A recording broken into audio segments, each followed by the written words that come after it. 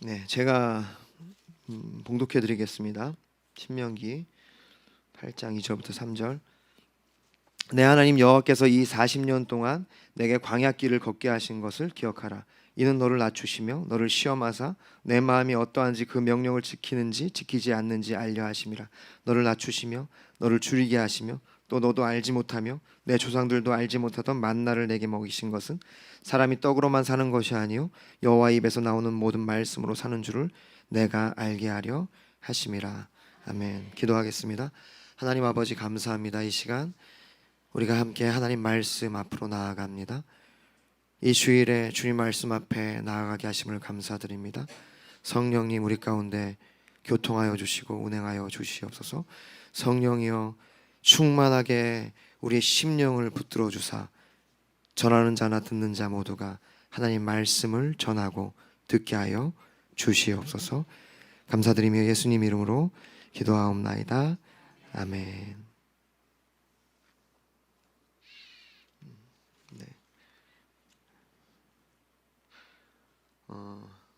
네, 먼저 오늘 올해 이렇게 새로 오신 분이 한 분 계시죠? 이게 우리 박수 한번 하면 좋을 것 같아요. 너무 잘 오셨습니다. 네, 노란색 셔츠가 너무 잘 어울리셔요. 그래서 너무 잘 오셨고 함께 예배드릴 수 있어서 감사합니다. 오늘 말씀 제목은 광야를 걷게 하신 이유, 광야를 걷게 하신 이유라는 말씀으로 말씀을 나누려고 합니다. 신명기는요, 모세오경이라고 하죠. 창세기, 출애굽기, 레위기, 민수기, 신명기. 왜 모세오경이라고 하냐면 이 5권의 구약 성경의 첫 번째 5권의 책을 모세가 기록했다 해서 모세오경이라고 합니다. 특별히 이 신명기는 모세의 설교라고 할 수 있습니다. 어떻게 보면 고별 설교와 같아요. 이제 가나안 땅의 입성을 앞두고 이스라엘 백성이 가데스 바네아에서 그 믿음 없음으로 인하여 정탐꾼을 보내죠. 그리고는 10명이 우리는 저 사람 못 이긴다, 저들을 이길 수 없다 해서 주님이 그 불신을 징계하시고 40년간을, 일주일이면 들어갈 수 있는 가나안 땅을 40년 동안 광야를 돌게 하시죠. 그 이후에 이제 모세의 사명을 다하고 모세가 마지막 가나안 땅을 앞둔 이스라엘 백성에게 설교하는 것과 같은 그러한 내용이 신명기입니다. 그렇기 때문에 이것은 어떻게 보면은 모세오경에서도 가장 중요한 핵심 메시지라고 할 수 있어요. 그 핵심 메시지가 뭐냐? 사실은 그겁니다. 여호와를 잊지 마라. 우리가 오늘 이 말씀을 통하여 모세를 통해 이스라엘 백성에 하신 그 말씀이 우리의 심령 가운데 들려지기를 소망합니다. 네, 이제 이스라엘 백성은 약속의 땅 가나안으로 들어가려고 합니다. 아마 이제 그들은 소망했을 거예요. 그들 앞날에, 그들 미래에 꽃길만 있기를. 여러분, 우리가 다 그걸 소망하지 않습니까? 내 인생에 꽃길만 있기를 바라잖아요. 누가 가시밭길이 있기를 바라겠습니까? 우리는 다 우리 미래에 꽃길만 있기를 바라죠. 그러나 안타깝게도 우리 믿음의 여정은 절대로 꽃길만 있지 않습니다. 분명히 광야길로 가게 될 것이라고 성경은 얘기합니다. 오늘 모세는 미래를 향해 행복회로만 돌리고 있는 이 이스라엘 백성에게 사실은 진정 어린 사랑의 권면을 하는 거예요. 너희들 그 광야길에 주님이 함께 하신 것을 잊지 마라. 너희들 지금 행복회로만, 앞으로 꽃길만 있을 거라고 좋은 생각만 하고 있는데 그렇지 않다. 이 가나안 땅이, 우리의 믿음의 삶이 그렇지 않다. 이렇게 얘기하는 거죠. 베드로도 같은 권면을 했습니다. 베드로전서 4장 1절 2절, 제가 너무도 좋아하는 말씀이에요. 그리스도께서 이미 육체의 고난을 받으셨으니 너희도 같은 마음으로 갑옷을 삼으라. 주님이 육체의 고난을 받으셨기 때문에 너희가 그것을 마음에 새기라는 거예요. 주님도 고난을 받으셨는데 너희들 고난을 피해갈 수 있을 것 같냐, 이 말씀이에요. 마음에 갑옷을 삼아라. 기억해라. 대비해라.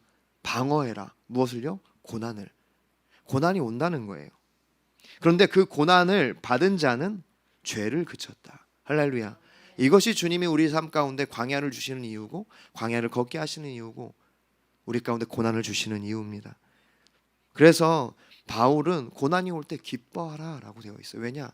주님이 그 사랑하는 자녀를 징계하시듯이 우리를 그렇게 그 죄를 이길 수 있도록 훈련하시는 거기 때문에. 2절, 그 후로는 다시 사람의 정욕을 따르지 않고 하나님의 뜻을 따라 육체의 남은 때를 살게 하려 하심이라. 할렐루야. 저는 이것이 저의 정말 소망이에요. 여러분의 소망이 되기를 원합니다. 뭡니까? 육체의 남은 때를 주의 뜻대로 사는 것. 여러분, 우리는 우리의 육체의 남은 때를 복받아서 내 뜻대로 살기를 원하는 것이 이 우리의 죄성입니다. 아니요, 우리의 육체의 남은 때를 주의 뜻대로 살게 하여 주시옵소서. 그 소망이 우리 가운데 있기를 원합니다. 다시 말해, 우리의 앞날에, 너희 이스라엘, 너희의 앞날에 광야한 시간이 있을 것이니까 대비하라는 것이에요. 그런데 중요한 것은 그 광야의 시간을 통해서 우리는 하나님을 따르는 법을 배우게 될 것이라고 얘기하는 겁니다. 사랑하는 성도 여러분, 모든 사람은 광야의 시간을 보내게 됩니다. 모든 성도는 광야의 시간을 거치게 돼요. 신명기의 저자 모세가 그랬습니다. 이집트 왕자로 40년, 미디안 목동으로 40년. 다윗도 그랬어요. 그가 기름 부음 받은 후에 어린 시절 그는 목동으로 형들과 다른 삶을 살았죠. 그러나 그리고 또 기름 부음 받은 후에 왕으로 임명을 받은 후에도 그는 자신의 장인을 피해 도망자로 10수년을 살았습니다. 이사야 선지자도 사실은 광야를 보냈고 심지어 예수님도 광야에서 시험을 받으셨죠. 하나님의 사람은 광야를 지나게 되어 있습니다. 그러므로 오늘 광야를 지나는 모든 주님의 사람들이 이 말씀으로 격려를 받기를 원합니다. 여러분이 하나님의 사람이기 때문에 하나님께서 광야를 걷게 하시는 겁니다. 오늘 광야를 지나는 모든 그 누구라도 그 광야를 지나는 그들에게 오늘의 말씀이 그 사막의 오아시스와 같이 생명을 주는 한 모금의 생수가 되기를 기도합니다. 광야를 걷게 하신 이유, 오늘 세 가지로 나누려고 합니다. 첫 번째는 낮추시려고. 우리 오늘 본문 8장 2절 말씀 같이 읽겠습니다. 시작. 내 하나님 여호와께서 이 40년 광야를 걷게 하신 것을 기억하라. 이는 너를 낮추시며 너를 시험하사 내 마음이 어떠한지 그 명령을 지키신지 지키지 않으려 하심이라. 아멘. 주님이 우리를 광야 길을 걷게 하신 이유, 광야를 걷게 하신 이유, 광야로 내모시는 이유, 첫 번째는요, 낮추시기 위함입니다. 왜냐하면 낮아지지 않으면 도무지 하나님의 명령을 지키질 않아요. 우리가 낮아지질 않으면 도무지 하나님의 말씀에 순종하는 법을 모릅니다. 자기 잘난 맛에 자기 멋에 신앙생활을 할 뿐이에요. 낮춰져야, 낮아져야 내가 아무것도 아니라 내 안에 능력이 아무것도 없다는 것을 깨닫기 시작해야 우리는 하나님 말씀에 귀를 기울입니다. 그때 우리는 하나님께 순종하는 삶을 시작할 수 있어요. 낮추시며 아나라는 이 원어는요, 누르다예요. 여러분, 우리 인생이 얼마나 그렇게 뜨기를 원합니까? 어떻게든 뜨기를 원하잖아요. 저도 얼마나 뜨고 싶은지 몰라요. 조회수가 안 나와. 우리는 정말 뜨고 싶어요. 뭐든지 잘 되고 싶습니다. 중심이 되고 싶고, 돈을 많이 벌고 싶고, 영향력을 갖고 싶고, 뭔가 해서 잘 되고 싶어요. 그런데 주님이 우리를 어떻게 하신다고요? 누르신다. 낮추신다는 뜻이 그거예요. 누르신다. 내 안에 있는 그 모든 욕망과 욕심과 내 안에 있는 어그러진 그러한 갈망들을 누르시기 시작한다는 거예요. 그게 광야에서만 가능합니다. 여러분, 우리에게 모든 일이 잘 되면요, 뜨고 싶은 데다가 진짜 더 들뜨죠. 들떠서 진짜 천장을 뚫고 하늘로 올라갑니다. 그래서 천하 유화독죠. 그래서 석가모니가 그렇게 떴나? 죄송합니다. 농담이고요. 어쨌든 그렇게 막 들떠가지고 살아가게 돼요. 그러나 우리가 그 광야에서 주님의 그 낮추심을 경험하기 시작할 때 인생이 뭔지 보게 되는 거죠. 낮아지는 것이 정확히 무엇입니까? 겸손케 하신다. 여기 낮추지 않아라는 단어는요, 누르다라는 뜻과 겸손케 한다라는 뜻이에요. 겸손하게 된다는 것이 뭡니까? 그것은요, 내가 누군지를 알게 하신다는 거예요. 여러분, 왜 우리가 교만합니까? 내가 누군지를 아직 몰라서 그래요. 내가 아직 누군지를 모르고 아직 나도 내 스스로를 이렇게 그 콩깍지를 씌워가지고 보기 때문에 일종의 나르시즘이죠.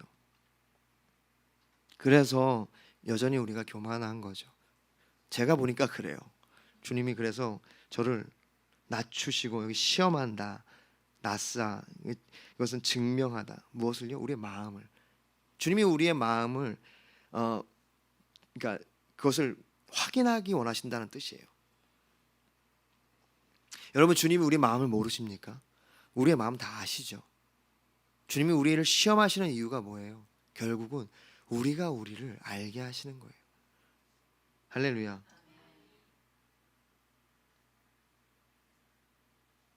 낮아지는 것의 핵심은 내가 나의 실체, 정말 실체를 보는 것입니다. 내 자신을 진짜로 알기 시작하는 거예요. 내가 그동안 가지고 왔던 어떠한 그러한 포장, 그리고 스스로를 괜찮게 여겼던 모든 그 자신 중심의 기준을 내려놓게 하신다고요. 낮추신다는 것이 난 안 되는구나. 나는 원래 이런 놈이지. 자포자기하고 스스로를 폄하하는 것과는 달라요.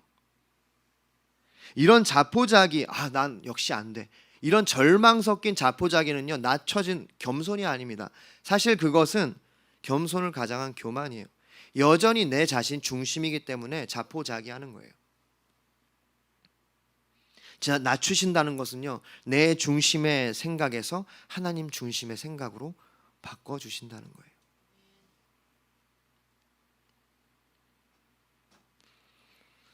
로마서 12장 16절, 서로 마음을 같이하여 높은 데 마음을 두지 말고 도리어 낮은 데 처하여 스스로 지혜 있는 채 하지 말라. 여전히 마음을 높은 데 두고 있기에 자기 자신의 능력이 기준이 됩니다. 그래서 그렇게 실망스러운 거예요. 여러분, 이것은 낮아지는 것이 아닙니다. 잠깐 실망하고 다시 자신을 의지하는 것뿐이에요. 낮추신다는 것은 뭐냐면, 내가 나 스스로는 어떤 것도 할 수 없는 존재구나. 하나님이 계셔야 하는구나. 아직도 내가 중심이기에 자신을 의지하고 자신을 의지하기 때문에 자기가 꽤 괜찮은 사람이 되어야 하는 거예요. 그걸 붙들고 있다고요. 하나님이 낮추신다는 것은요, 그거를 깨십니다. 너 왜 아직 너 스스로를 네가 증명하려고 하니? 광야의 특징은 뭐냐면요, 내가 할 수 있는 게 없어요. 그래서 굉장히 무기력해요. 실패감이 들어요. 그때 우리는 뭘 깨닫냐면, 모든 것은 하나님의 은혜구나. 그것이 바로 낮아지는 것입니다. 우리는 자신을 안다고 얘기합니다. 다 해봤다고 얘기해요. 이것은 하나님의 낮추심을 받은 사람의 특징이 아니에요. 하나님의 낮추심을 경험한 사람은 자신을 정직하게 보기 시작하는 거예요. 로마서 7장 24절 25절, 오라 나는 곤고한 사람이로다. 이 사망의 문에서 누가 나를 건져내랴. 우리 주 예수 그리스도로 말미암아 하나님께 감사하리로다. 그런즉 내 자신이 마음으로는 하나님의 법을, 육신으로는 죄의 법을 섬기노라. 보십시오. 그 위대한 사도 바울, 그가 자신을 직시했잖아요. 나는 단지 곤고한 사람인데 그 예수 그리스도께서 나에게 소망이 되셨다. 생명이 되셨다. 여러분, 이것을 깨닫는 것이 바로 낮아지는 겁니다. 그 광야에서 주님께서 우리를 낮추시기를 소망합니다. 그럴 때 우리는 하나님을 알 수 있습니다. 두 번째, 알게 하시려고, 무엇을요? 하나님을 알게 하시려고 우리를 광야로 내모십니다. 광야로 가지 않으면 우리는 하나님 절대로 몰라요. 아까도 얘기했지만 자기 잘난 맛에 자기 멋에 신앙생활을 하는 것뿐이에요. 광야에서 우리는 하나님의 실체를 보는 것입니다. 우리 오늘 본문 3절 같이 읽겠습니다. 시작. 너를 낮추시며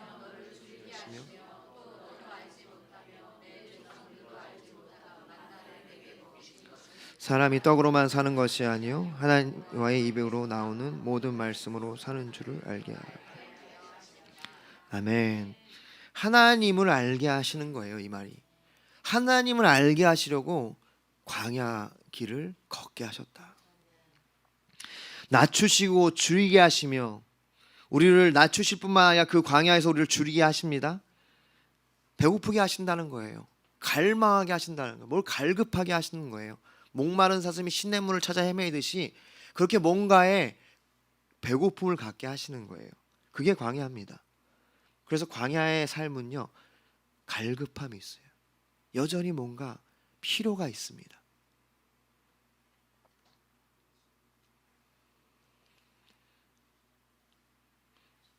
그 배고플 때 우리가 참 서러움을 느끼잖아요. 눈물의 빵을 먹어봐야 인생을 안다는 말이 있듯이, 하나님이 그와 같이 광야에서만이 우리를 그렇게 초라하게 하신다는 거예요. 여러분, 우리는 광야에서 뭘 견디기 힘들어합니까? 그 배고픔을 견디기 힘들어해요. 초라하게 되는 것을 너무 힘들어해요. 시간 낭비라고 생각한다는 거예요. 그런데 그게 광야라는 겁니다. 내가 초라해지고 시간 낭비처럼 느껴지고 무기력하고 무능하고 아무것도 할 수 없는 것. 그런데 그 시간을 통해서 하나님을 알게 하시는 거예요. 여기 보니까 너도 알지 못하며 내 조상도 알지 못하던 만나를 내게 먹이신 것을. 다시 말해서 우리가 그동안 아는 하나님이 아니라는 거예요. 너의 조상도 몰랐던 그 새로운 만나를 먹이시는 하나님은 우리의 삶에 이전에 알지 못했던 하나님이라는 겁니다. 우리가 하나님을 안다라고 하는 것은요, 이전에 모르던 하나님을 뜻하는 거예요. 여러분, 우리가 하나님을 다 안다고 생각하는 것 자체가 잘못된 신앙입니다. 우리는 하나님의 그 무한성을 1도 알지 못하는 것이 인생인 줄 믿으시기를 바랍니다. 그 말이에요. 너도 알지 못하고 너희 조상도 알지 못했던 그 만나를 먹이시는 하나님, 그 하나님을 너로 알게 하는 곳, 그것이 광야였다는 거예요.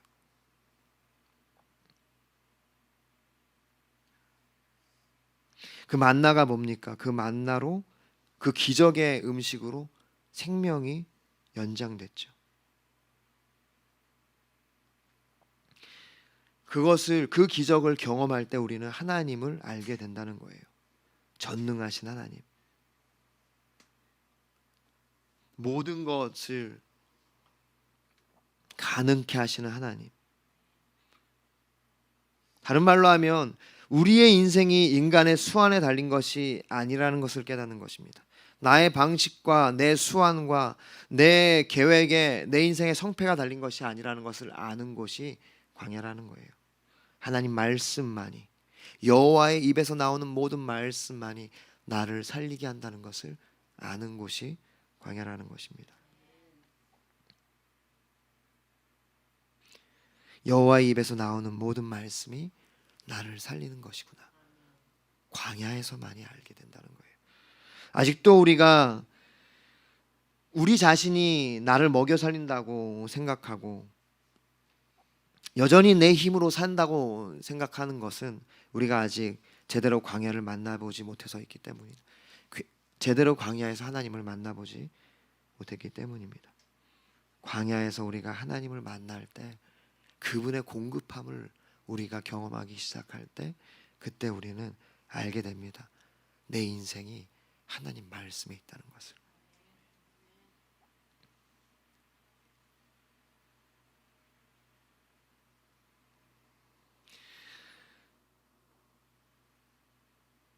광야에서 주님이 먹이시는 만나를 먹은 사람만이 하나님 말씀으로 사는 것을 알게 돼요.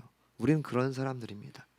아무리 배고파도, 아무리 돈이 없어도, 아무리 급해도 우리는 하나님의 입에서 나오는 말씀으로 사는 사람들입니다. 또 무엇을 알게 하시나요? 오늘 본문 이후에 4절부터 5절을 같이 보겠습니다. 함께 읽을까요? 시작. 이 40년 동안에 내 의복이 헤어지지 아니하였고 내 발이 부르트지 아니하였느니라. 너는 사람이 그 아들을 징계함 같이 내 하나님 여호와께서 너를 징계하시는 줄 마음에 생각하고. 네, 보십시오. 하나님께서 부족함 없이 인도하고 계시는 것을 알게 된다는 거예요. 시편 23편 1절 여호와는 나의 목자시니 내게 부족함이 없으리로다. 하나님을 아는 자들의 입에서 나오는 고백입니다. 하나님을 모르는 자는 여전히 내 삶에 부족함만 보이죠. 그러나 하나님을 알기 시작한 사람들은요, 주님이 계시니 나에겐 부족함이 없다는 고백이, 진정한 고백이 우리 영혼 깊은 곳에서부터 솟아난다고.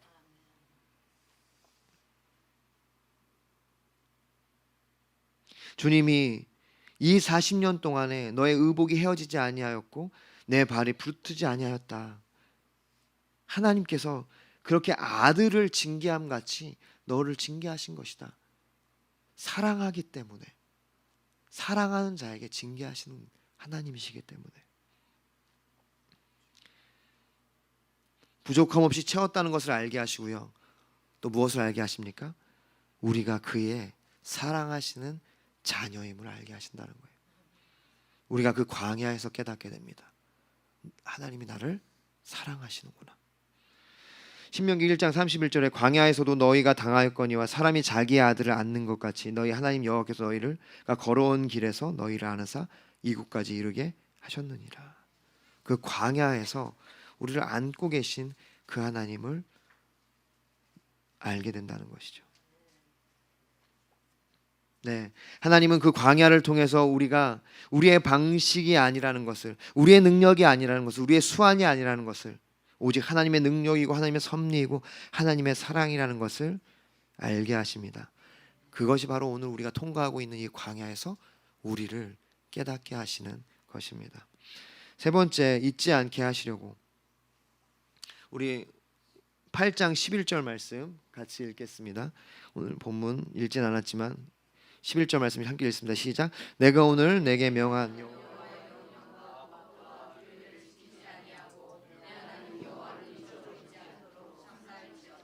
아멘. 여호와 하나님을 잊지 않게 하시려고 광야의 길을 걷게 하신다. 아까도 말씀드렸죠. 이 신명기의 주제는요, 하나입니다. 여호와, 너희 하나님 여호와를 잊지 마라.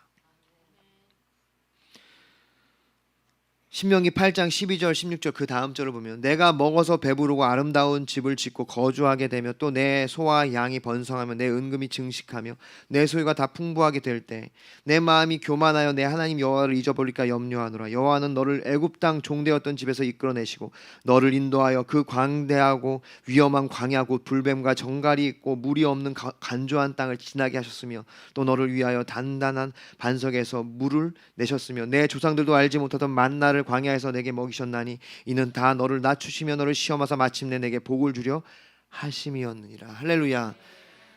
구구절절 주님이 말씀하시는 이유가 뭡니까? 한 가지예요. 잊지 마라. 잊지 마라. 너희의 삶 모든 것이 잘되고 풍족하고 부자가 되고 증식되고 너희가 모든 것이 풍성할 때에도 잊지 마라. 하나님이 너를 구원하신 것이다. 너를 여기까지 인도하신 것이 바로 너희 자신의 능력이 아니라 하나님의 능력이다. 교만이 뭡니까? 하나님을 잊어버린 거예요. 하나님을 찾지 않는 겁니다. 내 잘난 맛에 사는 것, 내 기준으로 내가 모든 것의 주인이 되고 중심이 되는 것. 여러분, 오늘날 많은 성도들이 왜 교회를 쉽게 떠납니까? 교만해서요. 저는 차갑게 얘기합니다. 교만하기 때문이에요. 물론 너무너무 건강하지 않고 너무너무 잘못된 교회는 떠나야죠. 도망가야 합니다. 그러나 우리가 왜 그것과 상관없이 하나님 앞에서 싸우고 고군분투하지 않고 쉽게 떠나고 공동체를 포기하고 가나안 성도가 됩니까? 교만하기 때문이에요. 내가 선택하고 내가 결정하고 내가 판단할 수 있다고 생각하기 때문입니다. 그러면 광야로 들어가는 거예요. 정탐꾼들이 자신들이 판단하고 여긴 아니다라고 할 때 광야로 가는 겁니다. 그들은 광야에서 다 죽었어요. 믿음으로 바라보는 자들, 말씀하심에 따라서 계산하지 않고 믿음으로 보는 자들, 갈렙과 여호수아만이 가나안 땅으로 들어가는 겁니다. 교만은요, 하나님 말씀이고 뭐고 없이 자신이 결정하는 거예요. 겸손이 뭡니까? 하나님을 기억하고 그 말씀에 순종하는 것.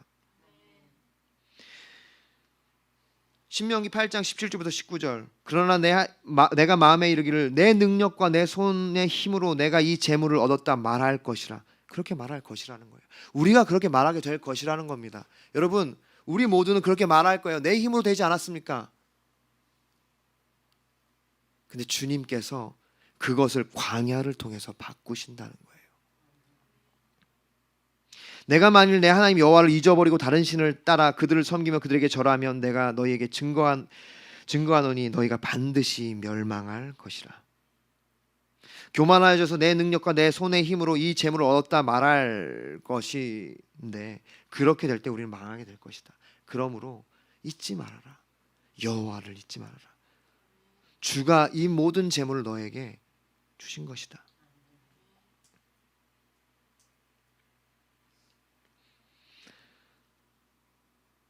18절에 보십시오. 내 하나님 여호와를 기억하라. 그가 내게 재물 얻을 능력을 주셨습니다.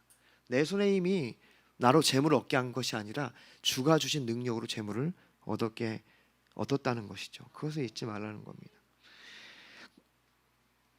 광야를 지난 사람만이 순종을 배우게 되고 주의 길을 가게 됩니다.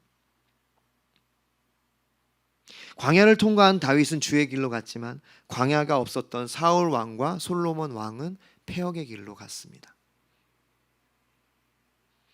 호세아서 4장 6절 내 백성이 지식이 없음으로 망하는도다. 내가 지식을 버렸으니 나도 너를 버려 내 제사장이 되지 못하게 할 것이요 내가 내 하나님의 율법을 잊었으니 나도 내 자녀들을 잊어버리리라. 우리가 하나님의 율법을 잊어버리는 것, 그것이 하나님을 잊어버리는 겁니다. 우리가 여호와를 기억하는 것, 그것은 그 율법과 말씀을 기억하고 지키는 거예요. 우리가 광야의 시간을 통과할 때나 풍요의 땅을 지날 때 하나님을 기억할 수 있기를 바랍니다. 신명기 8장 11절 다시 한번 읽어드리면 내가 오늘 내게 명하는 여호와의 명령과 법도와 규례를 지키지 아니하고 내 하나님 여호와를 잊어버리지 않도록 삼갈지어다. 정리하겠습니다.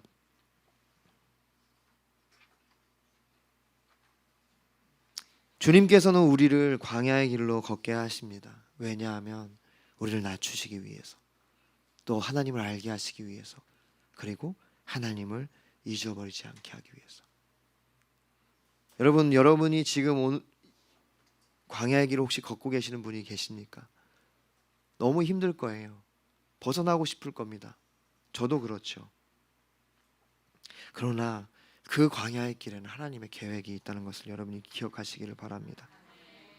사실 모세야말로 광야의 시간으로 자신의 삶을 채운 사람이에요. 그는 태어나서부터 마치 사생아와 같이 부모의 제대로 된 사랑 안에서 정체성 안에서 자라지 않았습니다. 다른 민족의 왕자로 자랐지만 그는 사실은 굉장히 어려운 시간들을 보냈을 거예요. 또한 나머지 40년 어떻게 보냅니까? 자신의 장인의 양을 치는 광야의 목동으로 지냈죠. 그가 얼마나 괴로웠겠어요. 얼마나 시간 낭비라고 생각했겠습니까? 그런데 또 나머지 40년은 하나님의 백성들을 광야에서 목양하는 또 그러한 지도자로 40년을 살았어요. 모세의 삶 자체가 광야의 삶이었습니다. 모세가 얘기하는 게 뭐예요? 그 광야는 하나님의 사랑을 아는 곳이라고 얘기하는 거예요. 사랑하는 성도 여러분, 여러분의 삶의 광야는요, 하나님의 사랑을 아는 그러한 시간입니다. 오늘 제가 나누는 말씀의 핵심은 그거예요. 그 하나님의 사랑을 잊지 마십시오. 여러분이 모든 것을 포기하고 싶을 그 시간에, 그때라도 여러분 잊지 마십시오. 하나님이 여러분을 안고 계십니다. 언젠가 제가 나눈 시인데요, 참 좋은 메리 스티븐슨의 모래 위의 발자국이라는 시를 잠깐 나누고 말씀을 마무리하고 싶습니다. 어느 날 밤 어떤 사람이 꿈을 꾸었습니다. 주님과 함께 해변을 걷고 있는 꿈이었습니다. 하늘 저편에 자신의 인생의 장면들이 번쩍이며 비쳤습니다. 한 장면씩 지나갈 때마다 그는 모래 위에 난 두 사람의 발자국을 보았습니다. 하나는 그에게 것이었고 다른 하나는 주님의 것이었습니다. 인생의 마지막 장면이 비쳤을 때 그는 모래 위의 발자국을 돌아보았습니다. 그는 자기가 걸어온 길의 발자국이 한 쌍밖에 없는 때가 많다는 사실을 알게 되었습니다. 그때가 바로 그의 인생에서는 가장 어렵고 슬픈 시기였다는 것도 알게 되었습니다. 그것이 몹시 마음에 걸려 그는 주님께 물었습니다. 주님께서는 제가 당신을 따르기로 결심하고 나면 항상 저와 함께 동행하시겠다고 하셨습니다. 그런데 지금 보니 제 삶의 가장 어려운 시기에는 한 사람의 발자국밖에 없습니다. 제가 주님을 가장 필요했던 시기에 주님께서는 왜 저를 버리셨는지 모르겠습니다. 주님께서 대답하셨습니다. 나의 소중하고 소중한 딸아, 아들아, 나는 너를 사랑하기 때문에 너를 버리지 않는다. 너의 시련과 고난의 시절에 한 사람의 발자국만 보이는 것은 내가 너를 업고 갔기 때문이라. 주님이 우리의 삶에 광야를 두시는 이유는 한 가지입니다. 나를 기억하라. 내가 너를 사랑한다. 너는 나의 아들이고 나의 딸이다. 나를 잊지 마라. 내가 너의 생명이고, 내가 너의 문제 해결이고, 내가 너의 소망이고, 내가 너의 구원자다. 내가 너를 사랑한다. 내가 너를 안고 있다. 그 광야의 시간을 통하여 여러분이 그 하나님의 사랑을 알게 되기를 원합니다.